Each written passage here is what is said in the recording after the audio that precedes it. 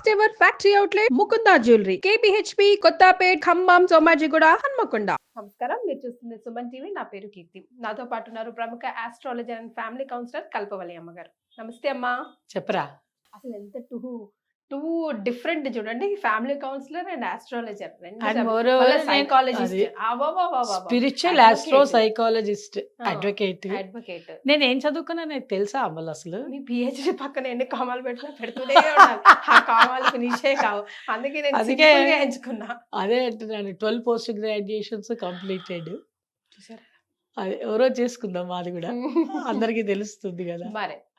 అదనమాట విషయం. అందుకే అమ్మ ఏది చెప్పినా అట్లా గంటాపదంగా ఉంటుంది అనమాట. అయితే ఇప్పుడు మనం డిస్కస్ చేయబోయే టాపిక్ ఏమిటి అని అంటే, ఏదో నాకైతే కొంచెం క్లారిటీ ఉంది, కానీ అసలు ఎందుకు ఈ క్వశ్చన్ వచ్చింది అని మీ దగ్గర ఈ ప్రశ్న పెడుతున్నా.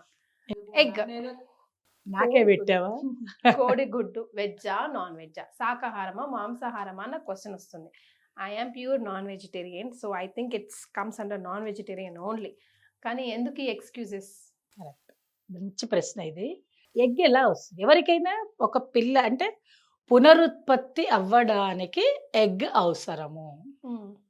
మనిషి అయినా అంతే, ఒక ప్రాణి ఇంకొక ప్రాణిని తీసుకురావడం, ఒక ప్రాణిలో నుంచి ఇంకొక ప్రాణి రావాలి అని అంటే ముఖ్యమైన పదార్థం ఏమిటి అంటే ఎగ్. అది చిన్ని ఎగ్గా పెద్ద ఎగ్గా అనేది, ఇంత ఎగ్గా అనేది తర్వాత విషయం. మనిషి ఇంకో మనిషికి జన్మనివ్వాలి అంటే, పునరుత్పత్తి చెయ్యాలి అని అంటే కూడా సంయోగం జరిగిన తర్వాత ఆ ఎగ్ ఫామ్ అవుతేనే ఒక పిండం తయారై పిండంలో నుంచి శిశువు తయారవుతుంది. ఇది 120% రైట్.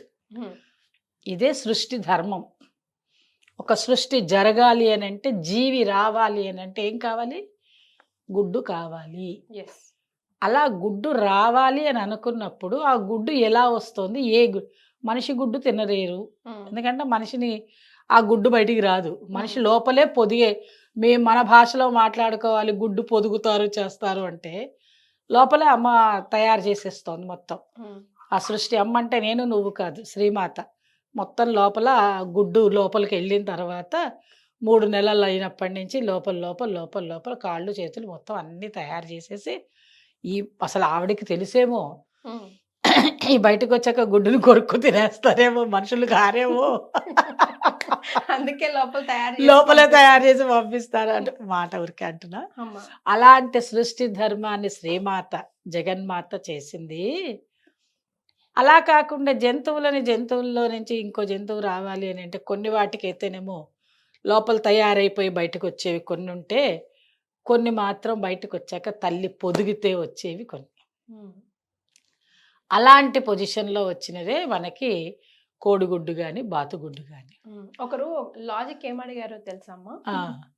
అయితే ఇప్పుడు లోపల ఉన్నప్పుడు ఎగ్ దశలో, ఒకవేళ మనిషికి ఎగ్ దశలో ఉన్నప్పుడు మనము అదేమైనా అయ్యి ఆ గర్భం మిస్క్యారీ అయినప్పుడు మనం ఏమైనా కర్మకాండాలు అవి చేస్తామా? చెయ్యం కదా. అంటే అది పూర్తిగా ప్యూరిఫికేషన్ కాలేదు, పూర్తిగా కంప్లీట్ కాలేదనే కదా అర్థం. సో ఇదే అంతే కదా అని ఇచ్చారమ్మా నాకు సంజాయిష్. అది కాదమ్మా, చాలా తప్పు మాట్లాడుతున్నారు. వాళ్ళకి విధానం అర్థం కాక అనే మాటలు తప్ప. అది నీకు అది కావాలి అని అంటే ఒక 10 ఎపిసోడ్లు నువ్వు చేస్తాను నాతోటి అంటే సృష్టి క్రమము దాని ధర్మము చేసిస్తాను నీకు. అదేమి ఆధ్యాత్మికత కాదు, అది సోషల్ మూమెంటే, తెలుసా? అలా కూడా మనం అందరికీ అర్థమయ్యే రీతిలో చెప్పవచ్చు. ఇప్పుడు కోడిగుడ్డుని మాంసాహారమా శాకాహారమా అనడమే అసలు తప్పు. ఫస్ట్ పాయింట్ అంటే గుడ్డు అంటే ఏంటో చెప్పడానికి నేను ఈ 2 మాటలు చెప్పాను నేను. కాబట్టి గుడ్డు బయటికి వచ్చిన తర్వాత దానికి వాళ్ళ ఉద్దేశం ఏమిటి చెప్తున్నానంటే, దానికి మాంసం లేదు, ఏమీ లేదు కదా, కాబట్టి డైరెక్ట్గా బయటకు వచ్చేసిన తర్వాత పగలగొట్టుకొని తినేద్దాము అంటున్నారు. కానీ నువ్వు తినడానికి నీ ఇష్టం. అది శాకాహారం మాంసాహారం అనే పేర్లు పెట్టకండి. తినాలనుకున్నవాడు ఎవడైనా తినండి, వాళ్ళ ఇష్టం, అది వాళ్ళ మనోధర్మం తినాలనుకుంటే. రెండవది, ఒక గుడ్డు తయారవ్వడానికి అసలు విషయం చెప్తున్నా నేను. ఒక గుడ్డు తయారవ్వాలి అని అంటే దానికి సమయం పడుతుందా పట్టదా? నువ్వు మామూలుగా ఉన్నావుగా చెప్పు. పడుతుంది. ఇప్పుడు ఒక బిడ్డ బయటికి రావాలి అంటే 9 నెలలు ఎలా అయితే కావాలనుకుంటున్నామో, నువ్వు ఎంత చదువు చదువుకో, ఎంత టెక్నాలజీ చెయ్యి, ఏమన్నా చెయ్యి, రిసర్చ్ చెయ్యి, 9 నెలలైతే ఆగవలసిందే ఒక బిడ్డ తయారై బయటికి రావాలంటే. అలాగే కోడిగుడ్డు కూడా కోడిలో నుంచి, నాటు కోడుల్లో నుంచి బయటికి రావాలి అని అంటే సంయోగం జరిగిన తర్వాత, ఒక గుడ్డు ఏర్పడిన తర్వాత 40 రోజులు పడుతుంది. అలాంటిది ఒక గుడ్డు వచ్చింది, 2 గుడ్లు వచ్చాయంటే నీకు ఇక్కడ రోజుకి వందల వేల లక్షల గుడ్లు వస్తున్నాయి ఇంతమంది తినడానికి. అది నిజంగా గుడ్డేనా? చెప్పు మరి. ఈ క్వశ్చన్కి ఆన్సర్ చెప్పమని వెజిటేరియనా నాన్ వెజిటేరియనా అని అడిగే వాళ్ళకి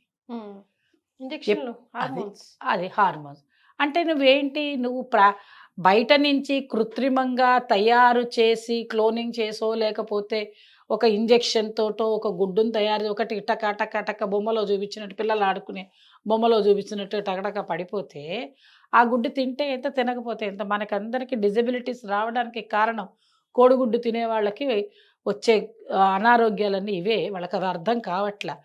వాళ్ళు ఏమనుకుంటున్నారంటే కోడిగుడ్డు తింటే విటమిన్ B12 ఒకటిను, ప్రోటీన్ డైట్ ఒకటిను, దాని మీద ఉండే కాల్షియం అని. నిజంగా వస్తే కాల్షియం వస్తుంది, ఎముకల్లో నుంచి సిక్రియేషన్ జరిగి వచ్చింది అంటే అనుకోవచ్చు. నువ్వేమో అంత కృత్రిమంగా తయారు చేసిన ఎగ్గులు ఇవన్నీ ఎలా వస్తాయి? ఇంక ఇవన్నీ కాకుండా దీన్ని మళ్ళీ శాకాహారం. అసలు ఎంత కాంట్రవర్సీ స్టేట్మెంట్స్ అమ్మలు ఇవన్నీ.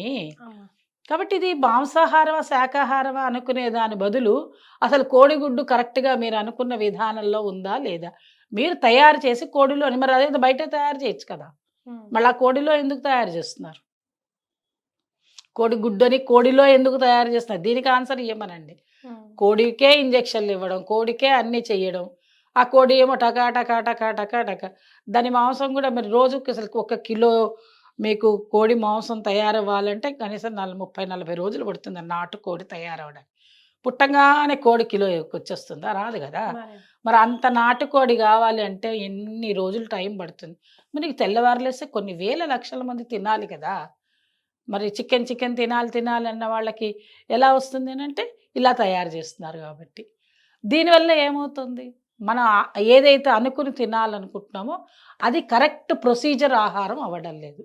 ఈరోజు మెయిన్గా ఆడపిల్లలు తొందరగా మెచ్యూర్ అవ్వడానికి కారణాలు కూడా ఇవే. ఎందుకంటే మన శరీరంలో ఉండేటువంటి వ్యవస్థ అంతా కూడా హార్మోన్స్ మీద, వీటి మీద ఆధారపడి ఉన్నప్పుడు, మానసిక విషయాల మీద ఆధారపడి ఉన్నప్పుడు నువ్వు అక్కర్లేని జంక్ అంతా, అందుకు దాన్ని జంక్ ఫుడ్ అన్నది. అన్నీ తీసుకొచ్చి పెడుతున్నావు. పుట్టినప్పటి నుంచి వాళ్ళు బలహీనంగా ఉన్నారు. ఇప్పుడు కొత్తగా ఏంటి, ఆడపిల్ల బలంగా ఉండాలి, రేపొద్దున అది కన్సీవ్ అయిన తర్వాత కూడా బలంగా ఉండాలి, శరీరంలో అది లేదు ఇది లేదని వాడి అక్కర్లేని మాటలని చెప్తున్నారు. తీసుకొచ్చి వాళ్ళ కోడిగుడ్లని తీసుకొచ్చి ఓం స్వాహా స్వాహా అని పెడుతున్నారు. కానీ అది దేనికి దారి తీస్తుందో మీకు అర్థం కావట్లే. PCODల సమస్యలు వస్తున్నాయి, సరిగా వాళ్ళకి ఆ మెన్సురేషన్ పీరియడ్లో సరి అయిన బ్లీడింగ్స్ కావటం లేదు, ఎన్నో రకాలు ఉన్నాయి. అంటే అన్ని ఆహారాలు కలుపుకుని దీనివల్లనే జరుగుతుందని నేను చెప్పట్లేదు. అన్ని రకాల ఆహారాలలో ఇది ఒకటి కూడా ఉన్నది, కానీ దీనికి మళ్ళీ స్పెషల్ ట్యాగ్ వద్దు అంటున్నాను. ఇది కోడిగుడ్డు శాకాహారులు తినండి. ఎందుకు శాకాహారులకి ఆహారాలు లేవా? బోలెడు ఆహారాలు. ఇప్పుడు మాంసాహారులే శాకాహారాల్లోకి వస్తున్నారు. మళ్ళీ ఇంకొకటి మీకు తెలుసో తెలియదు, అమెరికన్ కంట్రీస్, ఆస్ట్రేలియా అలాంటి చోట్ల అయితే వీగన్ ఫుడ్ అని ఒకటి వచ్చింది. మరి వాళ్ళకి అక్కర్లేదా B12, వాళ్ళకి D విటమిన్ అక్కర్లేదా, వాళ్ళకి ప్రోటీన్ వద్దా? వాళ్ళు మనలాంటి మనుషులేగా. మరి కంప్లీట్గా వాళ్ళు అసలు ఏవి తినరు, పాలు తినరు, ఎగ్ తినరు, నెయ్యి తినరు, అసలు యానిమల్ బేస్ ఏది వచ్చినా తినరు. వాళ్ళు భూమిలో తయారైన కూరగాయలని తప్ప ఇంకొకటి తినరు. మరి వాళ్ళు బాగున్నారే. మరి వాళ్ళు జిమ్ చేస్తున్నారు, మరి వాళ్ళు రకరకాల పనులు చేస్తున్నారు. ఆ వీగన్ వాళ్ళని అడిగితే చెప్తారు మనకి. నేను చాలా మందిని చూసా. నేను కూడా ఫస్ట్ అనుకునేదాన్ని అవి లేకపోతే మనం బతకలేమేమో అని. ప్రతి మనిషి దేనికి అలవాటు పడితే దానికి తగ్గట్టుగా బతకగలడు. బతకలేము అనే ప్రపంచంలో సృష్టిలో లేదు. నువ్వు ఏది ఉంటే అది. ఇప్పుడు బయట జంతువులన్నీ బతుకుతున్నాయి, అన్ని మనలాగా చలికి స్వెట్టర్లు వేసుకొని, ఆ తలుపులు ఎండ వచ్చినప్పుడు AC వేసుకొని బతుకుతున్నాయా? ఎండ ఉంటే ఎండలో, ప్రకృతి ఎలా ఉంటే అలా ఉండగలిగేదే జీవి లక్షణం. మనం ఏదైతే మార్చుకుంటామో దానిలో మన మార్పులు అనేక రకాలుగా వస్తున్నాయి. దాంతోపాటు మనం బయట నుంచి చెప్తున్నామే ఇది శాకాహారం ఇది మాంసాహారం. శాకాహారం మాంసాహారంగా నీకు ఇష్టమైతే నువ్వు తింటున్నావు, దానికి ట్యాగ్స్ అక్కర్లా. ఇది అయితే తినండి అని. ఎందుకు శాకాహారం అయితే తినాలని రూల్ ఉందా? నువ్వు శాకాహారం అని చెప్పావు అనుకుందాం కాసేపు. శాకాహారులు అందరు రోజు నైవేద్యం పెట్టి తింటారా? తినరు.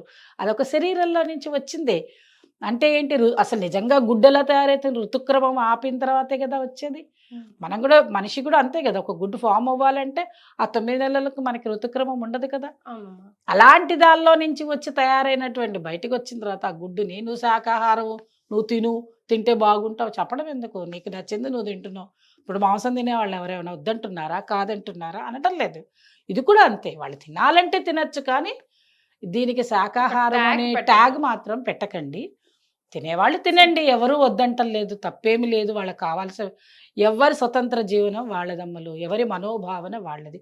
కానీ దానిలో ఏం జరుగుతుందో తెలుసుకోవడంలో తప్పులేదు. ఇదొక్కటే ఆలోచించాలి. ఇన్ని గుడ్లు ఎట్లా వస్తున్నాయి, నిమిషానికి 100 గుడ్లు ఎట్లా వస్తున్నాయి, ఇన్నిన్ని గుడ్లు ఇంత హ్యాచరీ ఎలా జరుగుతోంది, వీటన్నిటిని నిజంగా పొదిగితే పిల్లలు అవుతాయా? పొదిగితే పిల్ల అయితేనే అది గుడ్డమ్మలు, గుర్తుపెట్టుకో. మరి నువ్వు పొదిగితే పిల్లవ్వదు. ఈ గుడ్లకు పిల్లలు అవుతాయా? కావు. వచ్చిన గుడ్డు వచ్చినట్టు ఫట్ హట్ హట్ హట్ హట్. ఎక్కడ పొదుగుతున్నారు, ఎక్కడ పొదగనిస్తున్నారు? అది రోజు ఎన్నని పొదుగుతుంది. పొదగడం అంటే తమాషానా? మీరు ఎప్పుడైనా ఆ పొదిగే విధానం చూస్తే అసలు ఇన్ని మాటలు రానే రావు. అంటే దానిలో ఉండే ఉష్ణం అంతా కూడా ఆ గుడ్డు మీదనే కూర్చొని చేస్తేనే అది నెమ్మదిగా దాని ప్రాసెస్ ప్రకారంగా టైం తీసుకుని అది నెమ్మదిగా పగలడం, దానిలో నుంచి ఆ బుజ్జి ఆ చిన్ని కోడిపాప బయటికి రావాలి. అది బయటకు వచ్చిన తర్వాత అది ఎలా పెరగాలో బిడ్డ పెరిగినట్టు అది పెరుగుతుంది. అది కూడా బిడ్డే కదా మనిషి. అలా ఉండే విధానం నీకు ఇన్ని ఉన్నాయా? మరి ఇవన్నీ ఆలోచించిన వాడు అసలు ఈ మాట అనడు నాకు తెలిసి. కాబట్టి మనము అనవసరమైన ట్యాగ్స్ ఏమి ఇవ్వకుండా తినదలుచుకున్న వాళ్ళు తినండి. దాన్ని మనం ఏమీ తప్పు పట్టడం లేదు, ఎవరిని ఎప్పుడు తప్పు పట్టకూడదు. ఆహార విషయంలో ఎవరిని ఏమి అనకూడదమ్మా. నీకు నచ్చింది నువ్వు తిను, నీకు నచ్చలేదు అంటే తినలేవు. ఒకటి గుర్తుపెట్టుకోవాలి, వాడు శాకాహారి కాబట్టి తినడు, మాంసాహారి కాబట్టి. శాకాహారులు అందరూ మాంసాలు తింటలేదా? తింటున్నారు. ఎవరిష్టం వాడది. తింటే తప్ప వాడికి ఏమైనా అయిపోయిందా? ఏమీ కాదు. నువ్వు కనుక జీవన విధానం చిన్నప్పటి నుంచి అలా తయారైతే నువ్వు అదే తింటావు. నీ ఇంట్లో ఏది పెడితే నువ్వు అది తింటావు, అలవాటు చేసుకుంటావు. మీ అబ్బాయి కనుక చిన్నప్పటి నుంచి అసలు వేరే ఏం లేకుండా పప్పన్నం తప్ప అవే పెట్టు, పెద్దయ్యాక కూడా వాడు పప్పన్నమే తింటాడు. లేదురా మనం మాంసాహారం రా, మరి ఇప్పుడు నువ్వు అది తినాలిరా అంటే పోమ్మా, అది నాకు నువ్వు రుచే చూపించకపోతే ఇది చెడ్డది. ఇదొకటి ఉంది కదా మనకి, అది చెడ్డది. ఇక్కడే ఇంతవరకే నువ్వు చెప్పే ఏ రుచి అయినా, నీ చేసే వంటలు ఏదైనా, ఏ చెఫ్ అయినా ఏదైనా ఇంతవరకే వాడు.